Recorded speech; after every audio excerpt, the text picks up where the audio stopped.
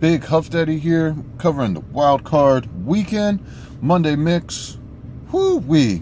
We got 5 football games to cover this wild card weekend, and then we'll do a little prediction on this Monday night game, the Cowboys Buccaneers, and we'll get a little quick pick for the NBA games tonight. Didn't do no NBA quick picks over the weekend. Man, these wild card games, crazy games. Some of these games came right down to the wire. A lot of comebacks. I wouldn't say a lot of comebacks. One game, big comeback. Let's start off the Saturday game. First game, 49ers hosting the Seahawks. Oh, we did 4 out of 5 on the picks from the predictions that I did over the week on these games. And then we'll see how I could do on this prediction tonight. So the Seahawks-49er game didn't really go kind of how I thought it would go. But really, the 49ers kind of showed how they're dominant and really just blew the game open. Close game that first half. San Fran put up 10 points in the first quarter. Then Seahawks really responded, put up 17 in the second quarter. And it was 17-16 the first half. But then the San Fran defense really turned the page for the game. There was a fumble that really just changed everything right there in the third quarter. And then Gino threw an interception, and sheesh, the San Fran just put it on them, really, right there in the fourth quarter. They just opened up the can and put it on them. Give credit to Gino. Really, good season for Gino. I've been a fan of Gino since he came in the league, since he started, playing with the Jets. 250 yards versus that San Fran defense. Stout defense. In the beginning, man, the defense wasn't really looking like the San Fran defense. But then they figured it out and really popped it open on them. Meet DK Metcalf. He was really he was a problem, man. He was giving San Fran defense big problems in the beginning, the first half, and then San Fran they made some adjustments over halftime and really slowed him down, man, in that fourth quarter. 505 total yards by San Fran, 320 passing yards, 180 rushing yards. Real dominant performance right there. NFC West opponent right here for the San Fran 49ers going on to the divisional game. Man, this Saturday night game, a tale of two halves, man. I had to write this down. Ooh, man, 4 interceptions the first half by the Jags. Now I'm talking about the Florida team. I am from Florida. I live in Florida, South Florida. I am Florida cold. I usually do these videos outside. I am in my car doing the video because I am Florida cold. And we'll talk about another Florida cold team. 4 interceptions first half by the Jags. Man, the Chargers, credit to these Chargers defense, man. The Chargers, you could see how they really studied the Jags offense, really sitting down on them short, intermediate passes, sitting down on them passes, on the routes, sitting on them routes. Excuse me. And just really showing how the Chargers defense studied the Jags offense. And the Jags had a punt fumble recovered by the Chargers. 0 for 7 on third down conversions on that first half for the Jags. The Jags couldn't get anything going up until the last minute, the last drive for the Jags in the first half. 27-7 in the first half for the Jags. So 20-point hole that the Jags had to dig themselves out of. And then, man, the Jaguar defense really turned up right here. Herbert did a good job taking care of the ball. I remember in the video that I did for this, my predictions, I was saying what defense is going to get turnovers, what defense is going to get stops. Both of these teams pretty even when you look at their stats over the year. And I was thinking the running game was going to be a big catalyst for these both of these teams. Whatever team could run the ball a little bit better was going to be able to get the win. When I'm looking right here at the total yards rushing for the Jags, 117 to the Chargers, 67. So really not a lot of 4 interceptions. Jesus Christ. In the first half. Not a lot of running going on. Total for each team. Chargers definitely more of a pass happy offense. We could see in the yearly stats that Chargers throw the ball the second most in the league. Only second to Tom Brady in the Bucs with throwing the ball, more pass attempts. So the second half, man, tale of two halves for this game. The Jags really came back. The Jags defense really stepped it up. No turnovers by the Chargers, but the Jags was able to get stops, able to get some 3 and outs. The Jags defense was able to really slow down this Chargers offense. 4 touchdowns by Trevor Lawrence. 47 pass attempts for 280 yards for Trevor Lawrence. Woo-wee. The Chargers were only able to score 3 points in the second half, and that came in the third quarter. Jags, 13 points in the third quarter, 11 points in the fourth quarter, and to get that field goal right there at the end. Man, crazy game right there for the Charger Jags. Real close one right here. Another Florida team that was Florida cold. I could tell these Miami Dolphins were just cold, man. And this whole game, you could see this dude's the coach's nose, man. The coach's nose was red. Looked like it was about to fall off his face.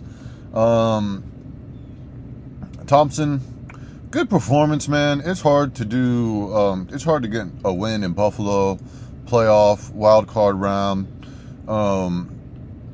Man, the Dolphins, they really stood up right here, and they really fought, man. Really close game throughout, and then Buffalo was able to really just hold Miami off right there at the end. 31-34, a little bit more points than I was kind of predicting.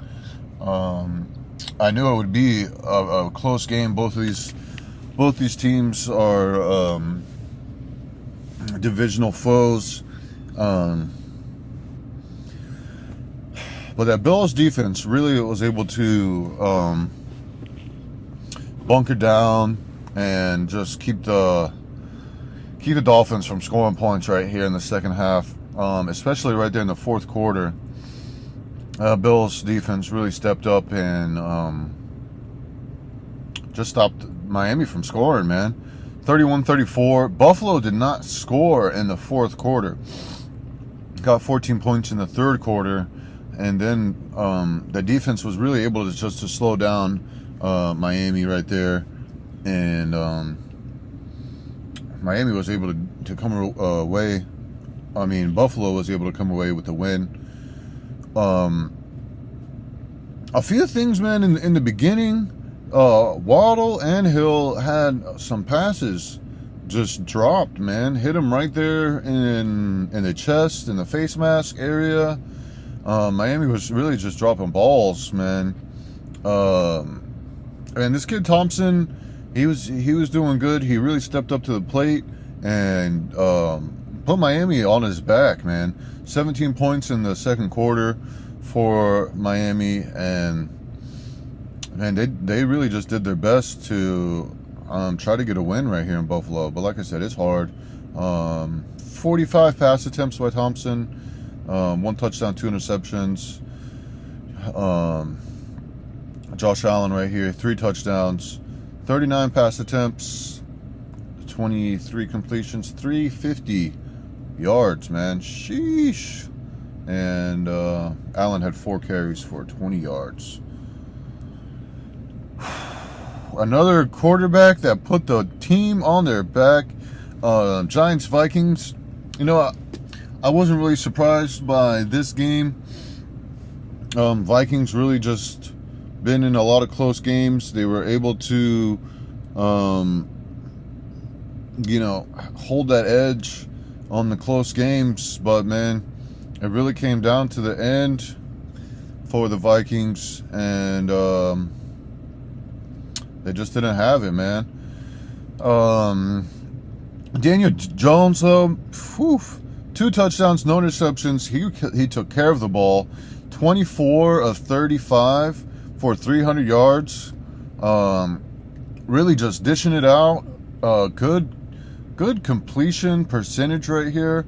Let me see if it shows the percentage. No, I don't have a percentage. But really just able to take care of the ball. No interceptions thrown by Daniel Jones. Daniel Jones, 17 carries for 78 yards. Barkley out there running over people too. But Daniel Jones had the most carries and the most yards rushing. So, man, just really put the team on his back. He was throwing the ball, rushing the ball. Barkley out there just running people over. The Giants really just showed up more physical than the Vikings. Kind of like what I was talking about. The Vikings were not really able to counter. That's punch in the mouth, man. The Giants really just came out 14 points in the beginning, that first quarter. They were moving the ball, line of scrimmage. They were just moving the line of scrimmage. You could see these big boys on this defensive line for the Giants moving the line of scrimmage for the Giants also.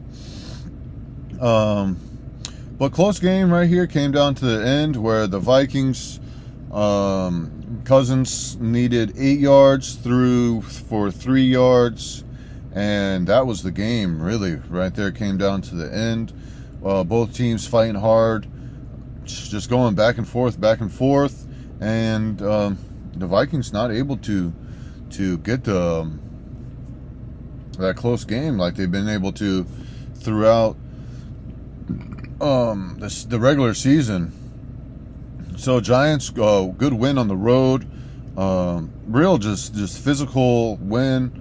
Good, just smash mouth football. Really just took it to the Giants. Whew! And then we had this Sunday night game. Yeah, that coffee, man. Sunday night game. Ravens Bengals. Oh, almost spilled my coffee. Ravens Bengals. Ravens really made it interesting, though. Close game again, came down to the end. Ravens really able to put up some points. Huntley had that early interception, but then he took care of the ball through for the rest of the game. Wow, Ravens more total yards than the Bagels. Another divisional foe right here. When you're playing these divisional games, we see this one, AFC North Division. We had the AFC East, and then we had the NFC West. And these three games, man, they were close throughout, except for that 49ers game when they really figured, they turned on that defense, figured out how to get a couple of turnovers and really blew the game out. But when you're playing a divisional foe, man, you play these teams twice a year. You know these players, you know their tendencies. Real close game right here. Baltimore able to really put up some points. The team, Baltimore, they were fighting. Came down to the end right there where tie game 17-7. Looking like the Ravens were about to get a touchdown, but then the Bagels able to force the fumble right there on the goal line and get a 98-yard return, and that was the game, man, right there at the end. Good game for Sunday night. Close game. Look at some stats right here. Burrow kind of a pedestrian night. 23 for 32, 200 yards, 1 TD. Burrow had a rusher. Chase kind of quiet night, 84 yards, 9 receptions.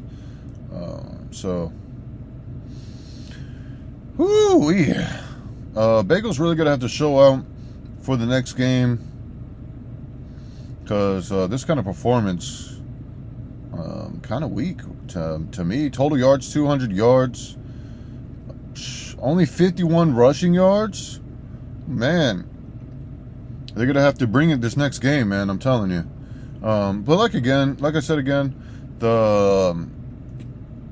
when you're playing a divisional foe, man, these teams, they know each other, and it's tough. It's tough to win in your division. It's tough to win in playoffs. Tough to win a wild card game, man. So, really, great performances out of all of these teams this weekend. You had some of these rookie quarterbacks getting, some prime time. I'm trying to say, like, some good experience, playoff experience for some of these rookies. So really good games this wild card weekend. Monday night we got Cowboys and the Bucks. Man, it's Cowboys game to lose right here. I'm going with the Bucks. Can Tampa get this upset, man? Tampa playing at home. Tampa's the GOAT. These Cowboys, they're a better team, man. But what team's going to show up as this team that blew out the Vikings at home? Is that team going to show up, or are we going to see the Cowboys that fold under pressure, man? Tampa's here. Tampa's going to try to take their soul, man. I'm telling you. The Bucks got a squad, man. They've just been not really playing well this season. This is any given Sunday, man. Cowboys, they better come to play. They better come to show out. Or Tampa's just going to take their soul, man. This defense for the Bucks, they're getting better these last few weeks, and I'm just saying, man, the Cowboys better watch out. That's all I can say. Really, it's just going to be like who's going to show up to play, man. Cowboys game to lose. I'm going with Tampa, Florida guy. Going with the Florida team. Going with the GOAT. I like to see the little upset, man. So Cowboys, they better come to play. So that's good. That's like my pick right here for Monday night. Cowboys versus the Bucks. Who's gonna show up to play, man? Really, that's it. If the Cowboys show up to play, they got the squad to get it together. If the Bucks show up to play and Tampa can take Cowboys' soul, man, and this Bucks defense, they show up, it's gonna be a rough night for the Cowboys. So we'll see tonight, man. I'm going with Tampa. So that's really man, wild card weekend. Let's go. Really good games this weekend. I really can't complain about any of these games, man. That's really all I gotta say about the wild card weekend for the most part. So I'm just gonna go ahead and get some quick picks on for the NBA, and we will wrap up this here Monday mix, man. I saw Joker hit a game winner last night, and this man had the least celebratory game winner I've ever seen, man. Joker hit that game winner, and he was just like, let's go home, man. I don't feel good. I'm going to bed.